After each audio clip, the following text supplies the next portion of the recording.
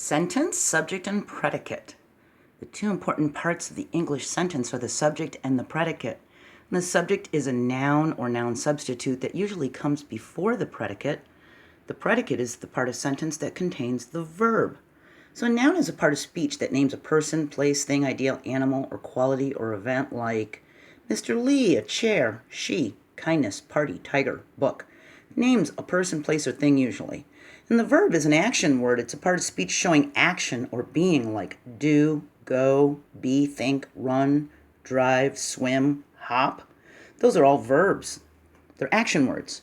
Now I've got some sentences broken up into subject and predicate. And the subject contains the noun, the predicate contains the verb. And the nouns are in green and the verbs are in blue. So you can see how this is split right here. We have all our subjects on this side and all our predicates on this side with the verbs in them. So my favorite holiday, that's the noun, comes every February 14th. Comes is our verb, and it's split into subject and predicate. It, that's our noun, that's our subject. Is the verb, Valentine's Day. Mr. Lee told our class about Valentine's Day. Mr. Lee is our subject, he's our noun, and told is the verb. Valentine's Day has an interesting history. Valentine's Day is the subject and the noun. Has is our verb. Has an interesting history is our predicate. Subject is one story. Story is the noun. Predicate is links this day to an old Roman festival is our predicate, and links is our verb. Many people show their feeling with cards. So people is the noun. This is our subject. Show is the verb, and that's our predicate. Pretty flowers, that's our noun.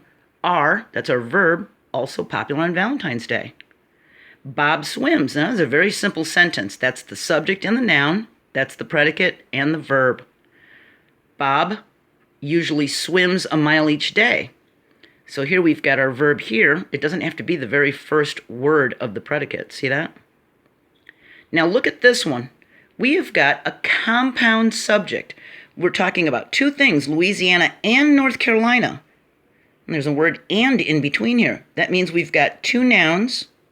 So it's talking about two subjects. It's a compound subject. And they grow yams. So our verb is grow, and the predicate is grow yams. Now Bob, that's a simple subject. It's just talking about one person, place, or thing. And a simple predicate would be swims. But if we put and in here, and we have a second part of our sentence, we end up with a compound predicate. So Bob, our simple subject, swims a mile each day and still arrives early to work. So arrives is another verb, isn't it? So we've got a compound predicate here. We've got an and here. We've got a compound subject because we've got an and here. See? All right? So that's subject and predicate. A little review on noun and verb. And I'll see you next video. Bye.